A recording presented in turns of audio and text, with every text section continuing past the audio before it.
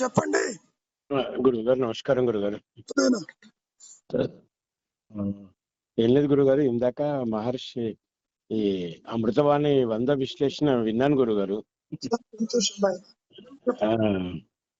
అది చాలా చాలా బాగుంది గురుగారు. అసలు ఎంతసేపు సబ్జెక్టును అందులో తీసుకెళ్లి కూర్చోబెట్టారు. అది ఇక మొత్తం సర్వంగా అనిపిస్తుంది గురుగారు. మళ్ళా ఏ సబ్జెక్ట్ చూసినా ఇట్లా కొత్తగా ఎలా చెప్పగలుగుతున్నారు గురుగారు అదే సబ్జెక్టుని, ఆ ఒక్క విషయాన్ని. అది నిజంగా నీవు ఒకసారి స్వీట్ తిన్న తర్వాత గురుగారు తేలికేగా. పుస్తకాలు చదివితే చెప్పడం కష్టం, కానీ ఆత్మ అనుభవం చెప్పడం చాలా తేలిక. ఎందుకని? ఇప్పుడు కూడా నీవు అదే కాబట్టి. అవును గురుగారు. అంటే విషయం నాకు అదే తెలిసి కూడా మీరు మళ్ళీ దాన్నే చెప్తుంటే, ఇప్పుడు ఇక్కడ ప్రాబ్లం వల్ల ఒకటి ఏంటంటే, విషయం అంతా మీరు చెప్పేది గోచరిస్తున్నది, కానీ అందులో ఉండటం అనేది ఒక ఇదిగా ఉన్నట్టుగా ఉంది గురుగారు. యాక్చువల్ గా మీరు ఉండక్కల్లా. మళ్ళీ కారణం ఏంటంటే ఆల్రెడీ ఉన్నావు. ఉన్నాను కానీ అంటే అనుభవంగా అనిపిస్తలేదు కదా గురుగారు. అనుభవం కూడా ఆత్మకు ఉంటుంది, జీవుడికి ఉండదు. ఈ జీవుడికి ఉండదు. ఆ అనుభవంలో నాయన తల్లిదండ్రులు ఏమైనారో తెలియదు, దేహం ఏందో తెలియదు, ఆ శరీరమే నాకు కనపడలేదు. మరి అటువంటిప్పుడు వ్యక్తిగత ఆత్మ అనుభవాలంటూ ఉండవని చెప్పిన అనుభవం. ఋషి ఎంత బోధించినా, శంకరులు చెప్పినా, ఏ మహనీయుడు మాట్లాడినా ఎవరు ఎవరికి ఏది అందించరు, సూచిస్తారు అంతవరకు. అది కూడా ఏది కాదో చెబుతారు.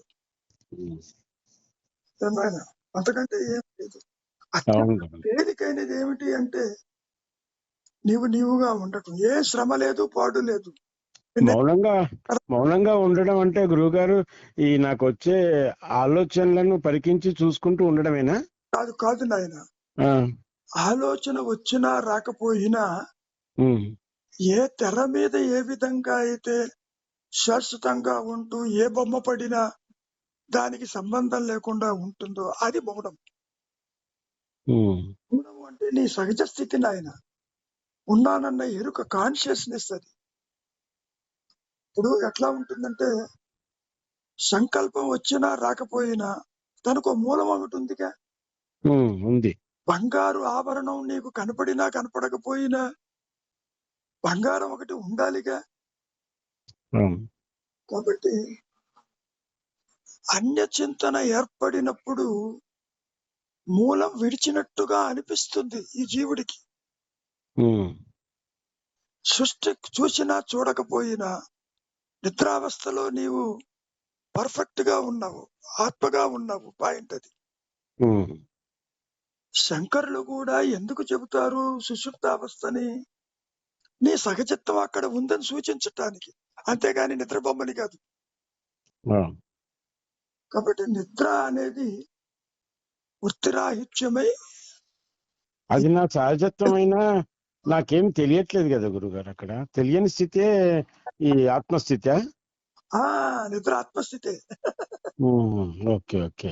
ఎందుకంటే అక్కడ నీవు ఇప్పుడున్న స్థితి ఉన్నట్టుగా ఉండదు, వృత్తిరాహిత్యమై ఉంటుంది. అయినా ఉంటావు.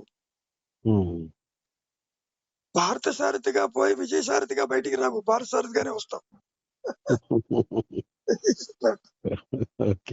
సో నిద్రపోయినంత మాత్రాన నీ వ్యక్తిత్వము నష్టం కాదు నాయన.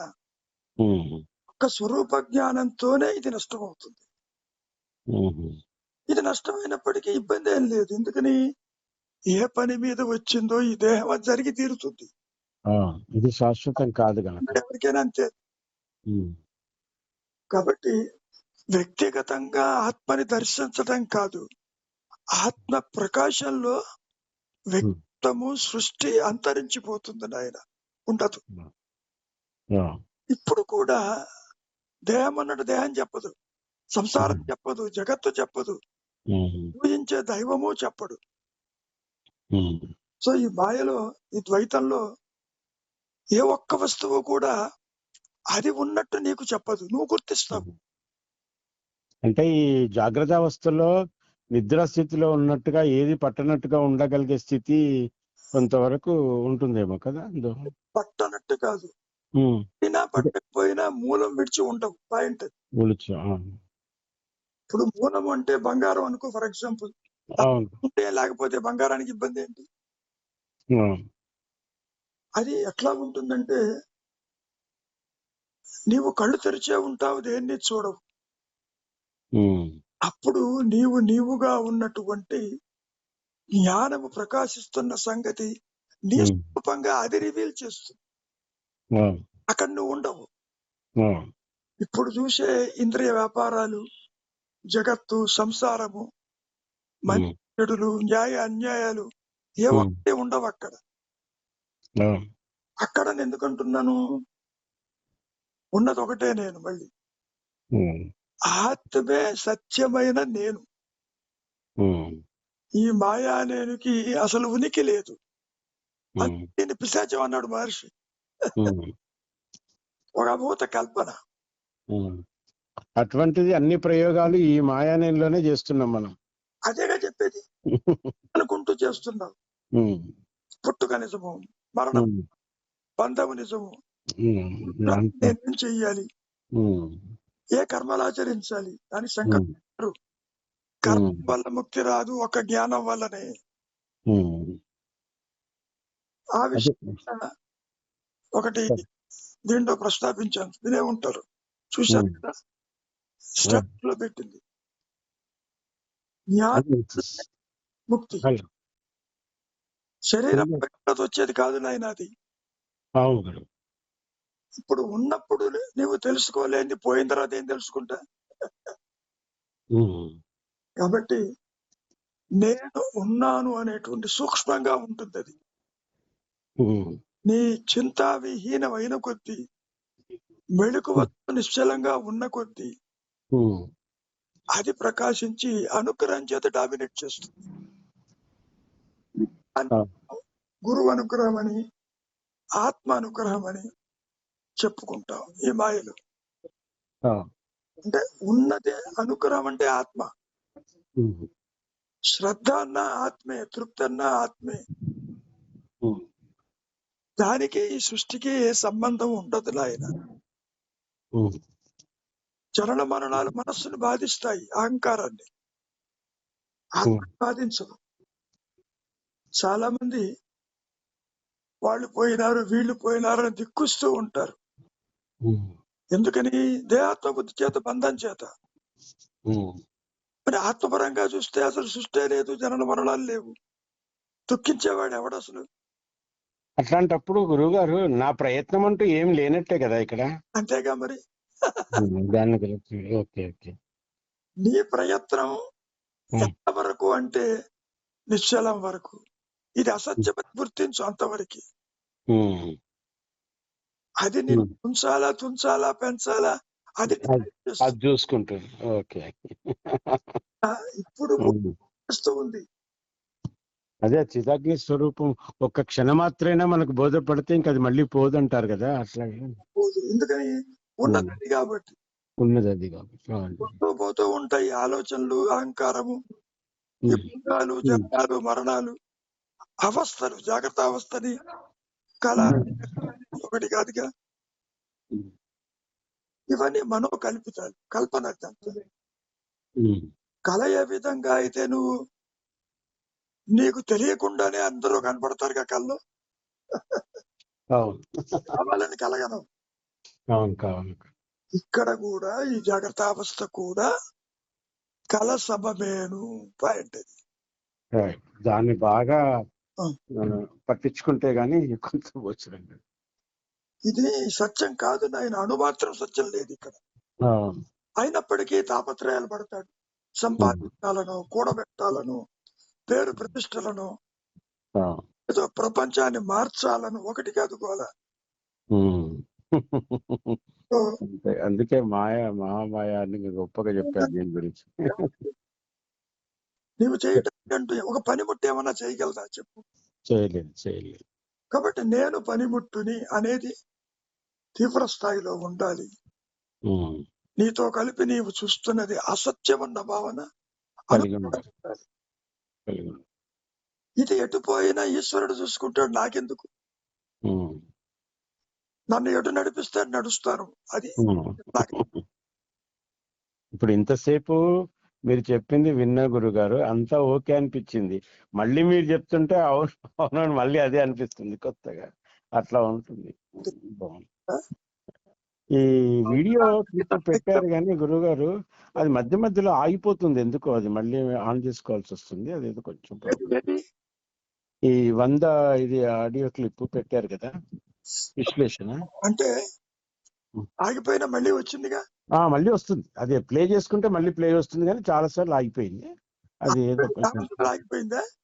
దానంతటా ఆగిపోతుంది. మళ్ళీ ప్లే చేస్తే మాత్రం కంటిన్యూటీలో వస్తుంది. బాగానే ఉంది. ఏమన్నా డిస్టర్బెన్స్ ఉందేమో. డిస్టర్బెన్స్ అంతే. ఏదో ఒక చాలా సార్లు ఆగిపోతుంది, మళ్ళీ నేను ప్లే చేయగానే మళ్ళీ వస్తుంది కంటిన్యూటీలో. బాగానే ఉంది. ఓకే. నమస్కారం గురుగారు.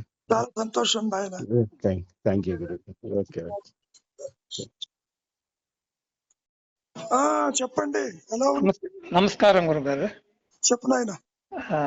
ఈ 99 అమృతవాణిలో 99 కాదు, 100. ఇప్పుడు కాదు, పోయిన వారం ఓకే ఓకే, చెప్పు. దాంట్లో డిస్కస్ చేసిందంతా చాలా సంతోషంగా ఉంది గురుగారు. నాకు తృప్తి కలిగించింది. అయితే ఇక మిగతా జన్మలు ఎన్నో జన్మల్లో అవుతుందో ఏమో అని అనుకుంటా ఉండే వాళ్ళకంతా అంత ఆత్మ జ్ఞానం వచ్చినట్టుగానే ఒక భ్రమ కలిగింది గురుగారు. చాలా సంతోషంగా.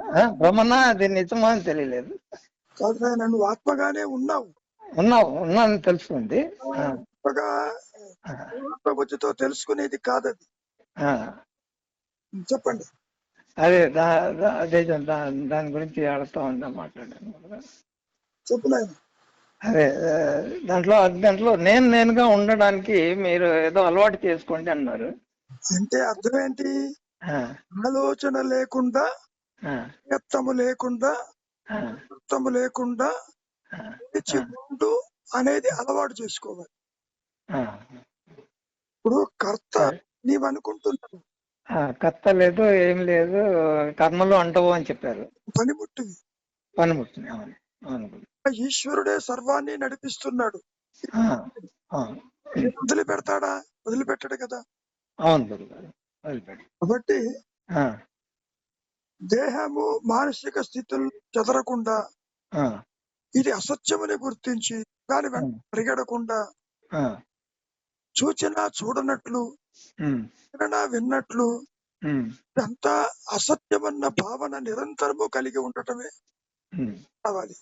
నిరంతరంగా ఉండాలి. సరే గురుగారు. ఎందుకంటే ఆత్మని విడిచి జీవుడు ఉండడు నాయన. ఉండడు. తెలుస్తుంది గురుగారు. వినపడుతుందా? వినపడుతుంది గురుగారు, చెప్పండి. ఆత్మని విడిచి ఉండడు. తెలియక నేను అంటే ఆత్మ. ఎప్పుడైతే నేను చంద్రహాసన్ రెడ్డి అనుకున్నావో దేహంతోటి అయినట్టుగా ఉంటుంది, నిజంగా కాదు. దేహంతో నీవెప్పుడు కలవు. నా భార్య, నా పిల్లలు, నా ఇల్లు అన్నట్టుగా అంతవరకే. నాది అన్నంత మాత్రాన నీవది కాదు కదా. కాదు. నిద్రపోయేటప్పుడు దేహం ఎటు ఒకటి పారేసి వెళ్ళిపోతున్నావు కదా. అవును గురుగారు. కాబట్టి నీ ఆలోచనే నీకు బంధమై కూర్చుంటుంది. ఆలోచన రహితమే నీ ముక్త స్థితికి తీస్తుంది. కాబట్టి ఆలోచన లేకుండా, అన్యత్వము లేకుండా నిలిచి ఉండటం అలవాటు చేసుకోవటమే యాక్టివ్గా ఉండటం. అంతకంటే ఆలోచనలు కూడా ఉच्चతర శక్తి వల్లనే కలుగుతుందని చెప్పారు కదా. కాదు. ఉच्चతర శక్తి ఎదుట జరుగుతుంది. సూర్యుడి తప్ప సూర్యుడికి దీనికి సంబంధం లేదు. ఉच्चతర శక్తి సృష్టిని గుర్తించదు, అయినా సృష్టి సాగిపోతూ ఉంటుంది. మాయకి ఆధారం ఆ శక్తి. కానీ ఆ శక్తిలో ఏదీ లేదు. సృష్టి ఉండదు, జీవుడు ఉండడు, మరణాలు ఉండవు, ద్వైతం ఉండదు. ఏమైనా అవును అవును గురుగారు. ఉండవు, రాత్రి పగళ్ళు ఉండవు. అసలు సృష్టి ఎగిరిపోయి ఉంటుంది. అది నా అనుభవం. అదే ఆ స్టేట్మెంట్ లో కూడా అదే చెప్పారు కదా ఆ రోజు 99. కాబట్టి ఉన్నది ఉన్నది ఒకటే, అంతా అదే అని చెప్పారు, తెలుస్తుంది. నీ స్వరూపం. పైగా అదే స్వరూపం.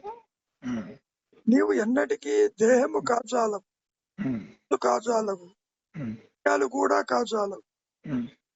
అయినా అవి పనిచేస్తూనే ఉంటాయి. ఇప్పుడు మీరు నిద్రపోతున్నారు, నిద్రపోతుంటే ఆగిపోయిందే, ఇంద్రియాలు ఆగిపోయినాయా? లేదు కదా. లేదు లేదు. కాబట్టి మెలకువలో కూడా నిద్రలో ఉన్నటువంటి సహజ స్థితినే నీవు ఉంటూ ఇది సాగిపోతుందని అర్థం. నేనుగా ఉంటూ ఉంటాను కదా. మళ్ళా మళ్ళా నేను అది తెలియడం లేదు కదా గారు. అది ఎందుకు వెతకాల్సి వస్తుంది? మీ దృష్టి వైపు, ఆత్మ బుద్ధి వైపు, సంసారం వైపు అది జాస్తిగా పోతుంది. అంటే ఏం లేదు. మీరు బయటికి రాకపోతే ఇంట్లోనే ఉంటారు. అవును, ఇంట్లో ఉంటే బయట విషయాలు తెలియవు. తెలియదు. కాబట్టి నేనుగా ఉంటే దేహము, జగత్తు, జనన మరణాలు తెలియవు. అంతకంటే ఏం లేదు. నాకు తెలియటం లేదంటున్నారు. అది తెలియడం లేదు. కాకపోతే వాడు లేడు. అవును గురుగారు, తెలుస్తుంది. కాబట్టి కానీ చాలా చెప్పు ఈ సంసార విషయాల్లో అట్లా చిక్కుకున్నందువల్ల దానికి తెలియడం లేదంటున్నారు. ఎందుకని సంసారం సత్యం అనుకుంటున్నావు. దేహం సత్యము, బంధము సత్యము, భార్యాబిడ్డలు సత్యము, తల్లిదండ్రులు సత్యము, ఇతరులు సత్యము. ఇదంతా కూడా ఒక స్వప్నం లాంటిది రాయన. దీన్నంతా విడిపించుకోవాలంటే మౌనంగా ఉండడం అని చెప్పారు. లేకపోతే నువ్వు ఆత్మవే. ఆలోచన వచ్చిందంటే ఆత్మతోనే బయటికి దూకుతావు. అవును, అదే ఆలోచన రాకుండా చూసుకోవాలి. ఆలోచన అంటే ఏంటో చూడండి, అక్కడ ఏమీ లేదు. ఏమీ లేదు. అవును, ఆలోచించేవాడు కూడా లేడు. లేడు. ఆత్మ దేనిని ఆలోచించదు. ఆత్మ అంటే అహం స్మరణ. ఇది తనకు తాను మాత్రమే ఉంటుంది నాయన. అది ఒకటే ఉంటుంది. అలాగే జీవుడు కూడా ఒకటే ఉంటాడు. ఆ జీవుడికి ఇతరులు కనపడతారు. అందరిలో చూస్తాం. మెడుకు రాగానే వాళ్ళందరూ ఎగిరిపోతారుగా.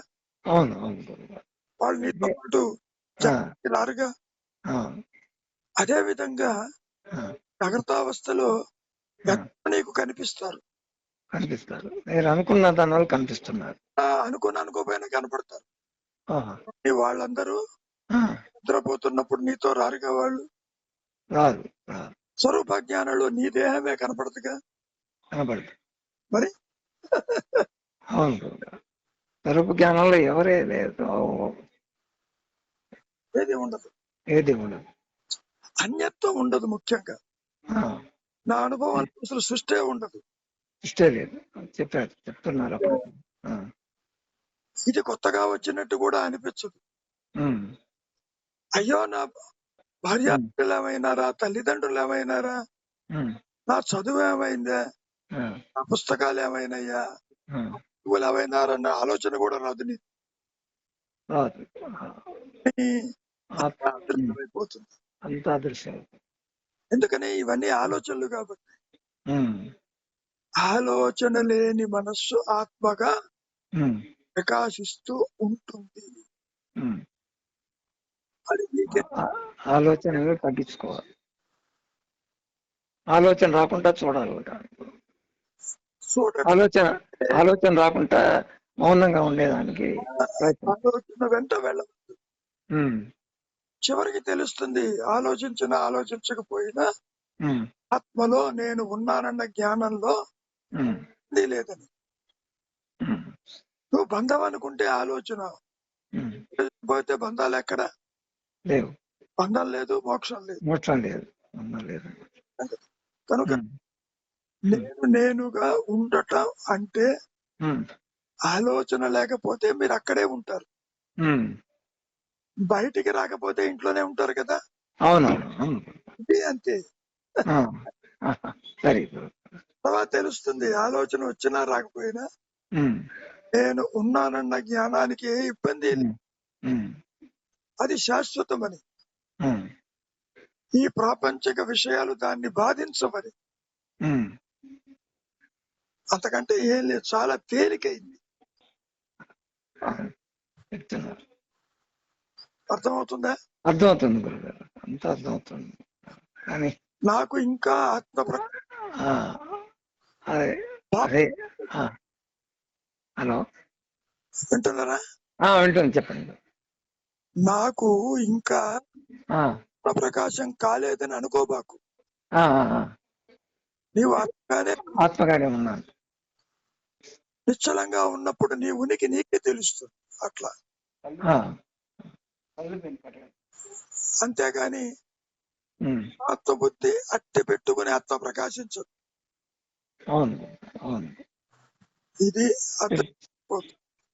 ఆ. ఏ విధంగా అయితే ఉమ్. జాగ్రత్తావస్థ అదృశ్యమైపోతే నిద్రపోతున్నారు. ఉమ్. నిద్రపోయేటప్పుడు ఉమ్. జాగ్రత్త లేదు, స్వప్నం లేదు కదా అక్కడ. లేదు. లేదు. అందుకని ఆ. ఆత్మస్థితిలో ఉమ్. దృష్టి ఉండదు, ఇష్టం. జగత్తు ఉండదు, ఈశ్వర భావనలు కూడా ఉండవు. ఆ. ఎందుకని? ఉమ్. ఆ అహంకారం పూర్తిగా నష్టమై ఉంటుంది, ఉమ్. తిరిగి వస్తుంది.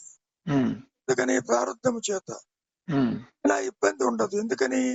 ఉమ్. ఒక దగ్ధ బీజం లాగా ఉంటుంది, ఆ. ఒక తాడులాగా ఉంటుంది మనస్సు. ఆ. ఆత్మ ప్రకాశం అయిన తరువాత ఆ. అది దేనిని బంధించదు, ఉమ్. కోరికలు చెలరేగవు. ఆ. అసలు ప్రాపంచిక విషయ వాసనలతోటి ఉమ్. అవదది. ఉమ్. ఉంటే ఉంటాయి. ఉమ్. సరే, కదా? తెలుస్తుంది. అర్థమవుతుందా? అర్థమవుతుంది గురుగారు, అంత అర్థం. అయ్యో వయస్సు అయిపోతున్నదే, ఆ, అదే కొంచెం ఆవేదనగా ఉంది. వయస్సు ఉంటే దేహానికి ఉంటుంది, ఆ. ఆత్మకి వయస్సుతో పని లేదు. ఉమ్. ఆత్మ అంటే ఆ. నిరంతరము ఒకే రీతిలో ఉండాలన్న జ్ఞానం. ఆ. అది అవును. ఒకే ఉంటుంది. దాన్నే మనం ఉమ్. పరబ్రహ్మమని, ఉమ్. శివమని, గురువని, ఉమ్. ఆత్మ అని చెప్పుకుంటాం. అవును. కాబట్టి ఆత్మకి, గురువుకి, దైవానికి భేదం లేదు, ఉమ్. అంతా ఒకటే. సరే. మనస్సు ఆ. తల ఎత్తినా తల ఎత్తకపోయినా, ఆ. నీవు నిద్రించినా మేలుకుతో ఉన్నా లేకపోయినా ఆ. ఆత్మకి వచ్చే ఇబ్బంది లేదు. ఉమ్. ఆత్మ శాశ్వతము. ఆ. ఈ సృష్టిలో కనపడిపోతుంది. ఆ. పుట్టిన దానికి మరణము తప్పదన్నాడుగా గీతలో. అవును గురుగారు. అవును. పుట్టింది దేహము, నీవు కాదని చెప్పడం. అవును. ఇది తనిగా పోతుంది, ఆత్మ నిలిచిపోతుంది. ఆత్మ ఎప్పుడు ఉంటుంది, ఉంటుంది. ఎన్నో మండలాలు ఉండవు. ఆత్మ అంటే నేను, నేనంటే జ్ఞానం. అంటే ఉన్నానన్న ఎరుక, అంతవరకు. ఆ.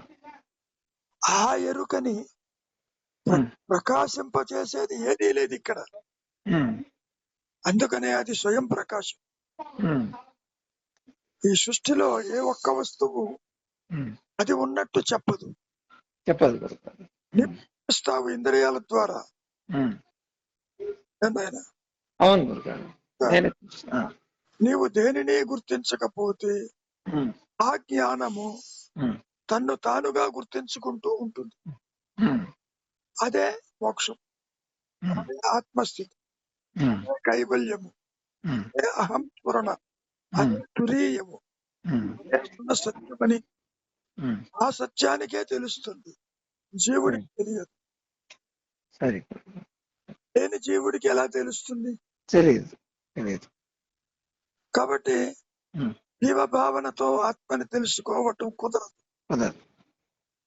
అందుకే మౌనము, ఉమ్, నిశ్చలత. ఉమ్. ఏనాయనా ఇద్దాం గురుగారు. ఇంకేమైనా సంతోషం, ఉన్నాయా? సంతోషం గురుగారు, చాలా సంతోషంగా ఉంది. ఇంకేమైనా ఆ, అనుమానాలు ఉన్నాయా? ఏం విషయం గురుగారు అంటే ఆ రోజు స్టేటస్ బాగా సంతోషాన్ని కలిగింది. అది నీ నేచరు. ఆ, సంతోషమే నీ ఆత్మస్థితి. ఆ, సుఖప్రదము, శాంతియుతము. Very good. కొత్తగా ఏది రాదు. సంతోషం, మంచిది నాయన. సంతోషం. చాలు. నమస్కారం. చాలా సంతోషం. నాయన ప్రభాకర్, దేహాత్మ బుద్ధి ఉన్నంత వరకు అన్యత్వం కనపడుతుంది, ఇష్ట అయిష్టాలు కనపడతాయి, పరిమితమైనటువంటి భావనలు తల ఎత్తుతూ ఉంటాయి. ముఖ్యంగా నీవు నిద్రపోతున్నప్పుడు ఈ అన్యులు ఏమైనారు, నీ దేహం ఏమైంది? కాబట్టి నిన్ను బంధించేది, నిన్ను దుఃఖానికి, ఆవేశానికి, క్రోధానికి తీసుకువెళ్ళేది నీ ఆలోచనలే. ఇతరులు ఉన్నారు, ఆలోచన. దేహం ఉన్నది, ఆలోచన. సంసారం ఒకటి ఉన్నది, ఆలోచన. కాబట్టి ఆలోచన వలయంలో వ్యక్తిత్వాన్ని అట్టిపెట్టుకుని ప్రవర్తిస్తున్నప్పుడు కర్మానుసారముగా మరి సుఖ దుఃఖాలు వెంటాడుతూనే ఉంటాయి. ఎవరైనా పొగిడితే పొంగిపోవటం, కాకపోతే కుంగిపోవటం, మరి ఆ రెండు ఏమిటి? అవి మానసికమైనటువంటి యొక్క ప్రకంపనలే కదా, రియాక్షన్సే కదా. Don't react, only act. ఒక విషయాన్ని బాగా గుర్తుపెట్టుకోండి. ఈ మానవ జన్మ ఎందుకు వచ్చిందో ఎవరికీ తెలియదు. వచ్చినటువంటి దాన్ని ఇంద్రియం వైపుకి, ఇంద్రియ సుఖాలు వైపుకి, ఇంద్రియ వ్యాపారాల వైపుకి పోనివ్వకుండా నిలిచి ఉండే అవకాశం ఉన్నది ఇక్కడ. స్వరూప జ్ఞానం అనేది అంత తేలికగా మింగుడు పడేది కాదు. ఎంత చెప్పినా నీవిది కాదని, ఇది కాకపోతే నేనేమై ఉంటాను అనే ప్రశ్న, దానికి సమాధానం ఈ జీవుడి చేతిలో ఉండదు, తెలియదు. ఇక్కడ వచ్చిన సమస్య ఏమిటి అంటే, ఇతరులు ఉన్నారు, ఎస్, వాళ్ళు చెప్పలేదు, నీవు చెబుతున్నావు. పోనీ దేహం ఉన్నది, దేహం చెప్పటం లేదు, నీవు చెబుతున్నావు. భగవంతుడు ఒకడు ఉన్నాడు, భగవంతుడు చెప్పటం లేదు, నీవు చెబుతున్నావు. అంటే అర్థమేంటి? ఇవన్నీ కూడా మానసికమైన ధోరణులే తప్ప మనస్సు ఆలోచన రహితమైనప్పుడు, అన్యత్వాన్ని చూడనప్పుడు వ్యక్తిత్వం ఎక్కడ, ఇతరులెక్కడ? కుదరదు నాయన. పైగా ఇంకో మాట ఏమంటున్నావు? ఒకవేళ the total awareness and continuous awareness will lead to A living a non habitual life అంటున్నావు. నీ ఉద్దేశంలో హ్యాబిచువల్ లైఫ్ అంటే ఏమిటి? అసలు జీవితం అంటే ఏమిటి? ఈ పుట్టుక మరణానికే కదా దారి తీసేది. దేహం పుట్టుక నీ పుట్టుక కాదు కదా. ముఖ్యంగా నేనుగా నిలిచి ఉన్న స్థితి, అనుగ్రహము చేత ప్రకాశించిన స్థితిలోనే మీ ప్రశ్నలన్నిటికీ సమాధానం దొరుకుతుంది. నేను ఎంత చెప్పినా అవి మింగుడు పడవు, అవగతం కాదు. మనస్సు యొక్క కెపాసిటీ కొంతవరకే. నీవు పుట్టలేదు, యాక్సెప్ట్ చెయ్యవు. తల్లిదండ్రులు లేరు, యాక్సెప్ట్ చెయ్యవు. సంసారము నీలో ఉంది, నీవు సంసారంలో లేవు అన్నా అది మింగుడు పడదు. జగత్తులో నేనున్నానని అనుకుంటావు, నిజానికి జగత్తు నీలో ఉన్నది. నీ దేహాత్మ బుద్ధి జనించినప్పుడు మాత్రమే నీకు జగత్తు అన్యంగా కనపడుతుంది. అదే మహర్షుల వారు కూడా చెప్పింది. నా అనుభవం కూడా అదే నాయన. దేహాత్మ బుద్ధి ఉంటేనే స్థూల దేహం, ఉంటేనే స్థూల జగత్తు. దేహము లేక జగత్తుని ఎవరు చూశారు? దేహము లేక సంసారాన్ని చూశావా? లేదు కదా. ఇతరులు లేరు కదా. ఇక్కడ ఒక విషయం ఏంటంటే, నీవు ఎంత దేహము కాదు, నీవు అనుకునే ఇతరులు కూడా దేహం కాదు. వారందరూ నీ భావనలే. అందుకనే భావశూన్య స్థితికి రమ్మంటారు మహర్షుల వారు. ఆలోచన లేకపోతే నిన్ను బంధించేది ఏదీ లేదు కదా. ఎవరి ఆలోచన వారికే బంధము. ఆలోచన రహితమే మోక్షము. Very simple. మోక్షం అంటే ముక్తి, ముక్తి అంటే ఆత్మస్థితి. ఆ స్థితి కొత్తగా రాదు నాయన. నేను అనేది ఇప్పుడు కూడా స్ఫురణమయంగా ఉన్నది. దానికి నీ దైనందిన జీవితానికి ఏ సంబంధము లేదు. ఇది ఒక కల వంటిది, ఇది నిజం కాదు. నిజము అంటే మార్పు లేకుండా ఒకే రీతిలో ప్రకాశించే స్థితిని సత్యము అని అంటారు. ఆదిశంకరులు అదే విషయాన్ని ప్రస్తావించారు. పుట్టి పెరిగి నశించిపోయేది, కనపడి అదృశ్యమయ్యేది సత్యం ఎట్లా అవుతుంది?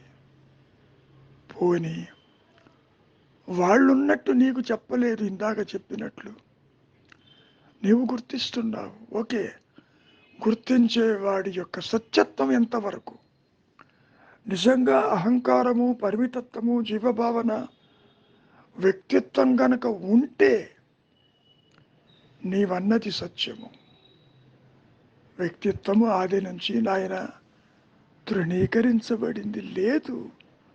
ఇది నా అనుభవం. లేనిది ఉన్నట్టుగా సృష్టిస్తుంది, అదే సమయంలో ఉన్నది లేనట్టుగా భావిస్తుంది. ఈ అహంకారము, ఈ మాయా నేను, ఈ వ్యక్తిత్వము తన మూలం తెలుసుకోలేదు. సత్యం అనేది అవుట్ ఆఫ్ క్వశ్చన్. ఆత్మనిది గ్రహించలేదు. ఎంత చెప్పుకున్నా నీవే ఆత్మవి, నీవే ఆత్మవని, అది దానంతటది ప్రకాశిస్తేనే తప్ప వేరు మార్గము లేదు తండ్రి. నీలో పరివర్తన తీసుకొస్తుంది, నీలో మార్పు తీసుకొస్తుంది, నిన్ను అంతర్ముఖం చేస్తుంది, చింతావిహీనం చేస్తుంది. ఇప్పుడు నీవు చేసే ప్రతి పని జ్ఞానంతోనే కూడుకుని ఉంటుంది. జ్ఞానము అంటే consciousness. You are conscious of family, conscious of others, conscious of pride, conscious of misery, conscious of world, conscious of everything. But you are not conscious of consciousness. That is precisely the realization. ఇక్కడ సర్వాన్ని తెలుసుకుంటున్నావు, కానీ నీ మూలము ఏది సత్యం ఉందో అది ఈ మనస్సుకి అందదు, వ్యక్తిత్వానికి అందదు నాయన. రెండు నేను లేవు, ఉన్నది ఒకటే నేను. ఆ నేను ఈ విధంగా ప్రవర్తిల్లుతుంది. దానికి ఉనికి లేదు నాయన. ఇది ఒక భ్రాంతి. భ్రాంతి అని నీవు చెప్పుకోవటానికి ఇష్టపడవు. కారణం వాసనలతో, కోరికలతో, బంధాలతో నాది నాది నాది అనుకుంటూ అలవాటు పడినటువంటి ఈ మనస్సుకి ఒక్క విచారము చేతనే, ఒక్క వైరాగ్యము చేతనే, ఒక్క శరణాగతి చేతనే, ఒక్క అంతర్ముఖం చేతనే, ఒక్క నిశ్చలత్వం చేతనే ఇది అదృశ్యమైపోతుంది. మిగిలి ప్రకాశించేది అనుగ్రహం చేత. నీ ఆత్మే నీకు గురువు. ఎవరో భౌతికంగా ఏదో చెబితే వారేదో అందిస్తారనుకోవటం పొరపాటు. బాహ్య గురువులు నిన్ను లోపలికి చూడమని చెబుతారు, అంతవరకు. ఆ గురువు నీకు ఏది అందించడు. మీకు తెలుసు, దత్తాత్రేయుల వారికి 24 మంది గురువులు. ఏ ఒక్కరైనా ఏమైనా మాట్లాడారా? ఇటువంటి స్థిరత్వము నాకెప్పుడు వస్తుందని అనుకుని తనకు తానుగా మారినటువంటి మహనీయుడే దత్తాత్రేయులు వారు. ఒక్కసారి త్రిపుర రహస్యాన్ని పరిశీలించండి. అమూల్యమైనటువంటి విషయాలు అందులో అవగతమవుతాయి. ఏది ఏమైనా ఆలోచనే మీ స్వరూప జ్ఞానానికి విఘాతాన్ని కలిగిస్తుంది. మనస్సుకి పని కల్పించవద్దు. మనస్సుకి సంకల్పముల నుంచి దూరం చెయ్యండి. అదే మహర్షి కూడా చెప్పినటువంటి అమూల్యమైన సూచన. మిథ్యాత్మని సత్యాత్మని వేరు చెయ్యమన్నాడు. ఎలా వేరు చెయ్యాలి? మౌనము చేత, నిశ్చలత్వం చేత. ఆలోచన తల ఎత్తని స్థితిని అలవాటు చేసుకోండి. మీరు అనుకోవచ్చు, ఈ పనులు ఎట్లా అవుతాయి, నా బాధ్యత ఏమిటి, చేయాల్సింది చాలా ఉంది కదా అని అనుకుంటున్నావు. ఒక్క విషయాన్ని గుర్తుపెట్టుకో నాయన, ఇప్పుడు కూడా నీవేమీ చెయ్యటం లేదు. నీవు ఒక పనిముట్టువి. ఆ ఉच्चతర శక్తి ఎవరిని ఏ విధంగా నడిపించవలసి ఉన్నది అనేది వారి వారి కర్మానుసారము పరమేశ్వరుడు జీవులని ఆడిస్తూ ఉంటాడు. ఏది జరగకూడదో నీవు ఎంత ప్రయత్నము చేసినా అది ఆగదు నాయన. నీ ఇష్టాలను బట్టి ఏది ఉండదు. విచారించు, నిశ్చలత్వానికి రా. ఏది చేత కాదా? ఆ దైవానికి, ఆ ఉच्चతర శక్తికి ఎవరో ఒకళ్ళు ఉన్నారనుకుంటున్నావుగా. పూర్ణ శరణాగతిగా మొట్టమొదట కష్టంగా ఉంటుంది. పోను పోను నీ వ్యక్తిత్వం అదృశ్యమైపోతుంది. హారతి కర్పూరంలాగా. లేనిది అదృశ్యమవుతుంది, ఉన్నది ఉన్నట్టు ప్రకాశిస్తుంది. ఆందోళన పడవద్దు. ఆలోచనలకు అవకాశం ఇవ్వవద్దు. Make the mind empty. The more it is empty, the more it shines of its own.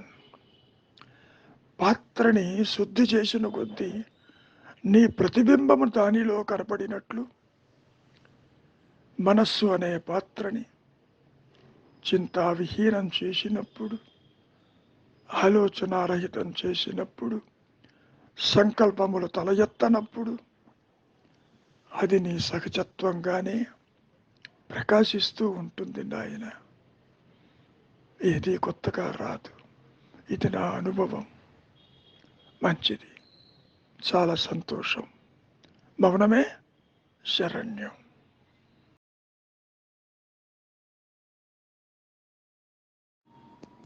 అమ్మా గౌరీ, స్థిర చిత్తమన్నా స్థిరత్వమన్నా అంతా ఒకటేనమ్మా. నీకు మనస్సు ఒకటి ఉన్నదని బాగా తెలుసు కదా. మనస్సులో సంకల్పములు తల ఎత్తకపోతే అది స్థిర చిత్తమై కూర్చుంటుంది. స్థిర చిత్తములోనే గుణరహితమై, బంధరహితమై, శుద్ధమై, శుద్ధ సత్వమై ఆత్మ అక్కడే ప్రకాశిస్తుందమ్మా. స్థిరత్వము అనే పదంలో చూచే నేను దేనిని చూడకపోతే అది తనను తాను గుర్తిస్తుంది. అదే ఆత్మదర్శనం, ఆధ్యాత్మిక ఉన్నతి. అది నేను అంటే అహంస్ఫురణ, అది తురీయంలో ఉంటుందమ్మా. ఒక రకంగా చెప్పుకోవాలి అంటే ఈ 3 అవస్థల్లో ఉండదు. ఈ 3 అవస్థలు కూడా 3 దేహాలని మార్చుకుంటూ ఈ వ్యక్తిత్వము, ఈ అహంకారము ఆ లోకాలని దర్శిస్తూ ఉంటుంది. స్థూల దేహంతో జగత్తుని, సంసారాన్ని, ఇతరులని, కష్ట సుఖాలని, మంచి చెడులని వాటిని గుర్తిస్తుందమ్మా ఇక్కడ. సరే, స్వప్న లోకాలలో ఈ మనస్సు సూక్ష్మ శరీరంగా ఉంటూ ఇంద్రియాలు అక్కడ తనతో లేకపోయినా ఆ మనస్సు ప్రతి ఇంద్రియము చేసే పని చేస్తుంది అక్కడ. ఇక ఆ తరువాత కారణదేహమైన నిద్రావస్థలో ఆనందమయ కోశంతో ఈ అహంకారము వృత్తిరాహిత్యమై ఉంటుంది. కాబట్టి ఇక్కడ స్థిరత్వము అంటే ఒక రకంగా చెప్పుకోవాలి అంటే దేహాత్మ బుద్ధి జనించనటువంటి నీ సహజ స్థితి అనే చెప్పుకోవచ్చు. ఇక్కడ స్థిరము, అస్థిరం అనే పదాలు ఆలోచన వస్తే మూలము విడిచి అస్థిరమై మాయలోకి చొచ్చుకుపోతుంది ఈ మనస్సు. ఇంద్రియాల వెంట పరిగెడుతుంది. మంచి అంటుంది, చెడు అంటుంది, ఇది కావాలంటుంది, ఇది వద్దంటుంది, ఇది ఇష్టం అంటుంది, అయిష్టం అంటుంది, ఇది న్యాయం అంటుంది, అన్యాయం అంటుంది. అంటే ద్వంద్వంతో కూడుకొని ఉంటుంది అస్థిరమైన మనస్సు. ఎప్పుడైతే ఈ మనస్సు స్థిరత్వం ఉంటుందో అది ఆత్మగానే ప్రకాశిస్తుంది. అన్యత్వం ఉండదు, ఏకత్వమే ఉంటుంది. తనకు తానుగానే అది ప్రకాశిస్తూ ఉంటుంది. ఒక రకంగా చెప్పాలి అంటే అమ్మా, స్థిర చిత్తమే ఆత్మ, అస్థిర చిత్తమే అహంకారము, వ్యక్తిత్వము. ఇది అస్థిరమైనప్పుడు పుడుతూ నశిస్తూ ఉంటుంది. వాటినే మనం జనన మరణాలు అంటాము. దేహాలు మార్చుకుంటూ పోతూ ఉంటుంది అస్థిరత్వంలో. స్థిరత్వంలో తాను ఆత్మగానే ఉంటుంది, అన్యత్వము లేక ఉంటుంది. జ్ఞాన వృత్తితో, అది ఉన్నానన్న ఎరుకతో పరిధులు లేక ప్రకాశిస్తూ ఉంటుంది. ఇక్కడ స్థిరత్వము లేదు అనే మాటలో ఆత్మ లేదని కాదు, నీ మనస్సు అస్థిరమై ఉన్నది. ఏదో చెయ్యాలి, ఈ బాధల బందీ నుంచి దూరంగా వెళ్ళిపోవాలి, ఈ ఆలోచనకి దూరం కావాలి. ఆలోచన సమూహము వస్తున్నది అంటేనే ఆ మనస్సు అస్థిరము, చంచలము, రాగములతో కూడుకుని ఉంటుంది, గుణములతో కూడుకుని ఉంటుందమ్మా. సత్వరజస్తమో గుణాల్లో రజో తమో గుణములు డామినేట్ చేస్తూ ఉంటాయి. ఎప్పుడైతే నీ మనస్సు సత్తమై శుద్ధ సత్తమై నిలిచి ఉన్నప్పుడు ఈ రజోతమో గుణాలు తల ఎత్తవమ్మా, అన్యత్తము తల ఎత్తదు. రెండు నేను లేవని గతంలో ఎన్నోసార్లు చెప్పాను. ఒకటే నేను ఈ విధంగా కనపడుతుంది. అస్థిరమైనప్పుడు అహంకారంగా ఉంటుంది, వ్యక్తిత్వంగా ఉంటుంది, అన్యత్వాన్ని చూస్తుంది, భేదాన్ని చూస్తుంది, సుఖదుఖాలు అనుభవిస్తుంది, ఇంద్రియాలకి బానిస అవుతుంది. ఈ అహంకారం స్థిరత్వానికి వచ్చినప్పుడు ఇప్పుడు ఉన్న తన ఉనికిని కోల్పోతుంది. ఇప్పుడు ఉన్న ఉనికి ఏమిటి? దేహము, సంసారము, పరిమితత్వము, నాది నీది, వారు వీరు, భేదము, ఇవన్నీ కూడా స్థిరమైన చిత్తములో ఉండదమ్మా. స్థిర చిత్తమే ఆత్మస్థితి. ఈ రెండు ఆపోజిట్స్. ఒకటి ఉంటే రెండవది ఉండదు. ఏమో అర్థమవుతుందా? అంతర్ముఖమైన మనస్సు బాహ్య చింతన లేకుండా తనకు తానుగా ఉంటుంది. అక్కడ ఆలోచనకి అవకాశమే లేదు. పరిగెత్తే మనస్సు ఆలోచనల వెంట పరిగెడుతుంది. ఏం చెయ్యాలి, ఏం చెయ్యాలి, ఎటు పోవాలి, ఎటు పోతే బాగుంటుంది, ఏం చేస్తే బాగుంటుంది, ఇట్లా కర్మలు వెంట పరిగెడుతుంది అస్థిరమైన మనస్సు. స్థిర చిత్తము, వ్యక్తిత్వము లేక అకర్మలు ఆచరిస్తూ కర్త తాను కాదని నిలిచి ఉంటుంది. నిజానికి కర్మ లేదు, జన్మ లేదు, ఇక ముందు ఉండబోదు కూడా. ప్రారంధం అనేది ఈ జీవుణ్ణి ఉండదమ్మా. జీవుడికే లేకపోతే మరి ఆత్మకి ఎలా ఉంటుంది? ఆది శంకరులు ఈ విషయాన్నే ప్రస్తావించారు. నువ్వు కర్తవు అనుకున్నావు కాబట్టి కర్మ ఉంది అనుకుంటున్నావు. ఇవన్నీ భావనలకే పరిమితమై ఉంటుంది. కాబట్టి ఆలోచన లేని మనస్సు, అంతర్ముఖమైన మనస్సు, స్థిరంగా ఉన్న మనస్సు దాన్ని అలవాటు చేసుకున్నప్పుడు అక్కడే ఇందాక చెప్పినట్టు శుద్ధ సత్వ మనస్సులోనే, స్థిరమైన చిత్తములోనే ఉన్నానన్న ఎరుక నీ స్వరూపంగా అది ప్రకాశిస్తూ ఉంటుందమ్మా. అంతకంటే ఏమీ లేదు. మనిషిని బంధించేది ఆలోచనలు. ఆలోచనే బంధము, ఆలోచనారహితమే ముక్త స్థితి, ఆత్మస్థితి, తురీయ స్థితి, ఏ పేరన్నా పెట్టుకోవచ్చు.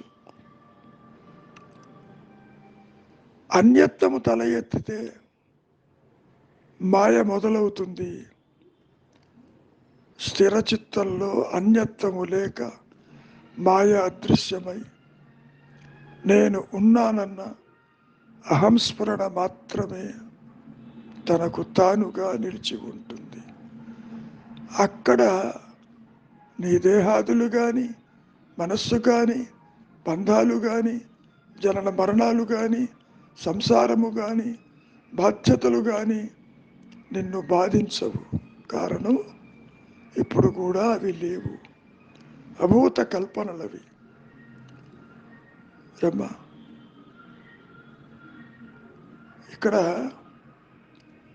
ఆధ్యాత్మిక అభివృద్ధి అంటున్నావు, ప్రోగ్రెసివ్ రియలైజేషన్ ఉండదమ్మా.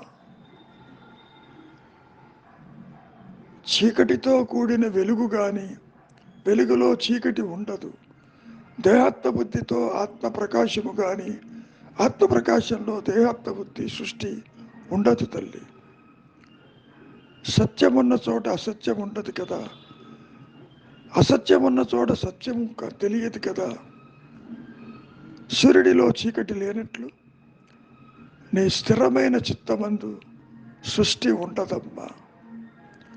ఆలోచనలకి తావు లేదు.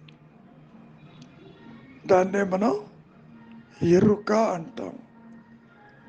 అహం స్ఫురణ అనేది ఎరుకగా ఉంటుంది, జ్ఞానంగా ఉంటుంది. అది మాత్రమే సత్యమై ఉంటుంది. అక్కడ సృష్టి ఉండదు కాబట్టి పరిమితమైన జీవభావనకి అవకాశం లేదు. ఆ తరువాత నీవు జగత్తును చూసినా చూడకపోయినా నీకే ఇబ్బంది ఉండదు. కారణం ప్రపంచం ఒక ఆలోచన, సంసారం ఆలోచనల నుంచి, ఆ విశ్వలయ నుంచి బయటపడతావు. స్థిరమైన చిత్తమందు, చిత్తము అన్న, ఆత్మ అన్న, మనస్సు అన్న, ఉన్నానన్న ఎరుకన్న అంతా ఒకటేనమ్మా. మంచిది. మౌనమే నీ సహజత్వం. అమ్మా కల్పన, ఒక విషయాన్ని నీవు బాగా గుర్తుపెట్టుకో. నీలో సంకల్పము వస్తున్నది అంటేనే it is backed by A destiny. అంటే ఈ మాయలో ప్రతి ఒక్కరూ కూడా వారి వారి కర్మానుసారంగా ప్రవర్తిల్లుతూ ఉంటారు. నీవు రావాలని నీకు లోపల సంకల్పం ఉన్నా రాలేవు, చెయ్యాలన్నా చెయ్యలేవు. ఎందుకని? ముఖ్యంగా ఏది జరగవలసి ఉందో అది జరిగి తీరుతుంది. ఇక్కడ నీవు ఈ మాయలో ఏ క్షణము ఏది అనుభవించవలసి ఉన్నదో, ఏది పొందవలసి ఉన్నదో, ఏది పోగొట్టుకోవలసి ఉన్నదో అది జరిగి తీరుతుంది. రమణ మహర్షుల వారు కూడా ఇదే విషయాన్ని చెప్పటం జరిగింది. పరమేశ్వరుడు జీవులని వారి వారి కర్మానుసారముగా ఆడిస్తాడు. ఏది జరగకూడదో నీవు ఎంత ప్రయత్నం చేసినా జరగదు. ఇప్పుడు నువ్వేమని అడుగుతున్నావు? నీవేదో ఇంపార్టెన్స్ ఇవ్వటం కాదు. నీవు ఎప్పుడు ఏది చెయ్యవలసి ఉందో ఆల్రెడీ ప్రీ రికార్డెడ్ వర్షన్స్ ఇవన్నీ. అంటే జరగవలసింది జరిగి తీరుతుంది అనంటే అర్థం ఏంటి? నీలో ఆ సంకల్పం వచ్చి నీవు ఆ పని చేస్తావు అని అర్థం. ఓకే, నీవు ఊరికే ఉండాలా, పని చెయ్యాలా, విచారించాలా, అంతర్ముఖం కావాలా, నిద్రించాలా, మేలుకోవాలా, కలగనాలా, ఇవన్నీ కూడా డెస్టినీ ఓరియంటెడ్ అమ్మా. ఓకే, ఇక్కడ ఓ మాట అడుగుతున్నావు చివరిగా. If I'm not the doer, if అనేది నువ్వు అనుకుంటున్నావు, నీవు కర్తవనే అనుకుంటున్నావు. నీవెవరువో తెలిసినప్పుడు ఈ కర్తృత్వం ఎగిరిపోతుంది తప్ప అనుకోవటం కాదు. నేను ఒక పనిముట్టుని, I'm not the doer, I'm just an instrument in the hands of almighty అనేది నీకు ఎప్పుడు తెలుస్తుంది? నీ స్వరూప జ్ఞానంతోనే తెలుస్తుంది తప్ప అనుకోవటం కాదు. నువ్వు అనుకున్నావు అంటే అర్థమేంటి? ఇంకా అడుగుతున్నావు. నేనే కనుక ఇన్స్ట్రుమెంట్ అయితే, ఆ ఇన్స్ట్రుమెంట్ నడిపించేది దైవం అయితే నన్ను ఎందుకు సత్సంగానికి తీసుకువెళ్ళడు అని. కాబట్టి సత్సంగం ప్రోగ్రాం లేనప్పుడు తీసుకువెళ్ళేది ఏమిటి? నీకు ఆ సంకల్పమే రాదు. నువ్వు ఎంత ప్రయత్నం చేసినా రాలేవు కూడా. కారణం జరగవలసింది తెచ్చుకున్న ప్రారంధం వేరుగా ఉంది, ఇది లేదు కాబట్టి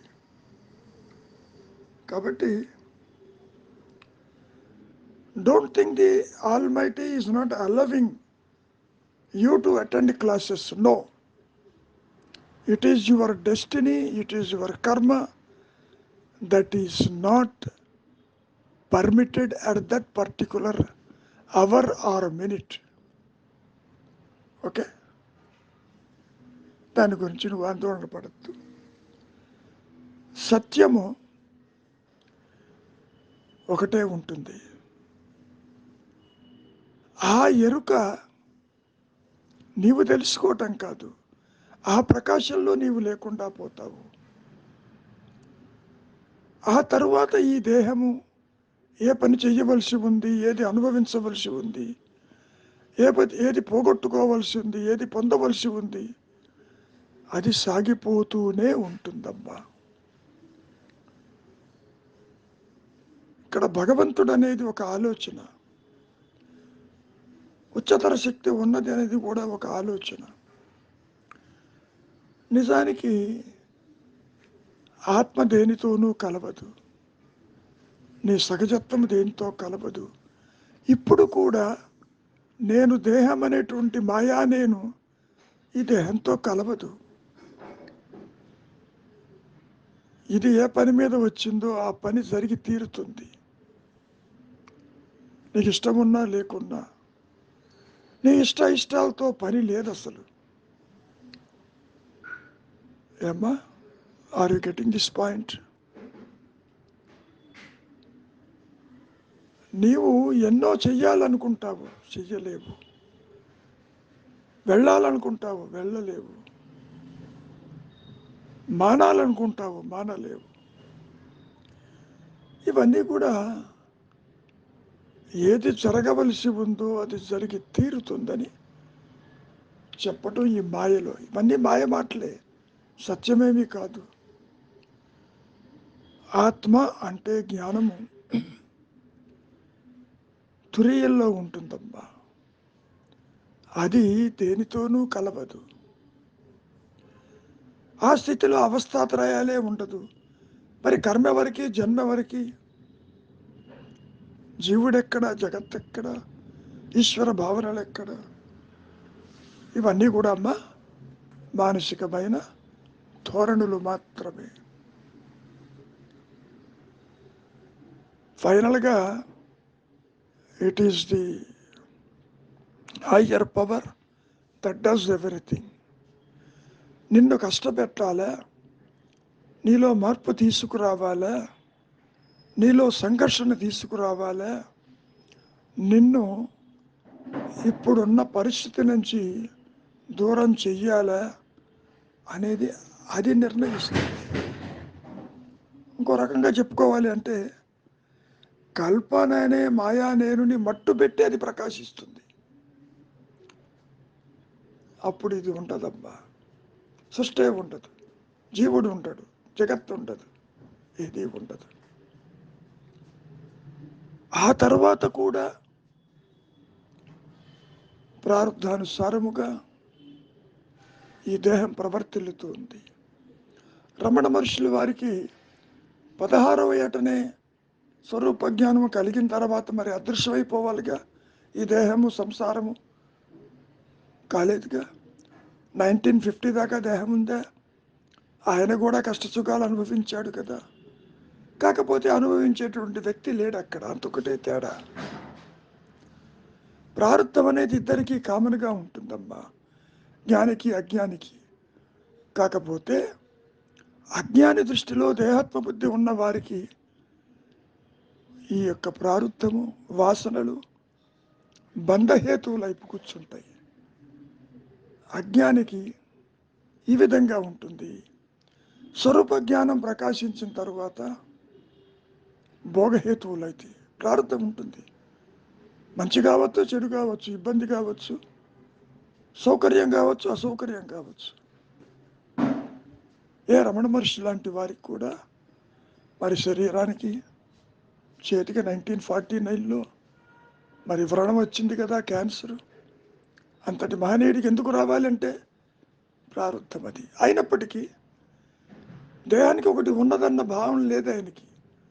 ఆపరేషన్ చేసుకోండి అన్నాడు, నాకే ఇబ్బంది లేదన్నాడు, మాట్లాడుతూనే ఉన్నాడు. అసలు అనస్థీషియా తీసుకోలేదు అంటే అర్థం ఏంటి? అటువంటి ఆత్మగ్రస్త స్థితిలో వారు ఉండి మాట్లాడుతున్నారని అర్థం. మంచిది, విచారించు. Don't think why this almighty is not allowing you. No. నిన్ను ఏ విధంగా మార్పు తీసుకురావాలి, నీలో వైరాగ్యం ఎలా తీసుకురావాలి, నిన్ను నీ ప్రారంధ కర్మ నుంచి ఏ విధంగా అంతమందించాలనేది ఆ ఉच्चतर శక్తి డిసైడ్ చేస్తుంది.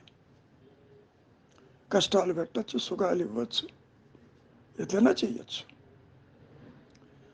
నీలో పరివర్తన తీసుకొస్తుందమ్మా, అది గుర్తుపెట్టుకో. ఓకే, నువ్వు చెయ్యాలంటే చెయ్యలేవు, మానాలంటే మానలేవు. ఏది జరగవలసి ఉందో జరిగి తీరుతుంది. ఆందోళన పడాల్సిన అవసరం లేదు. మంచిది, మౌనమే నీ సహజత్వం.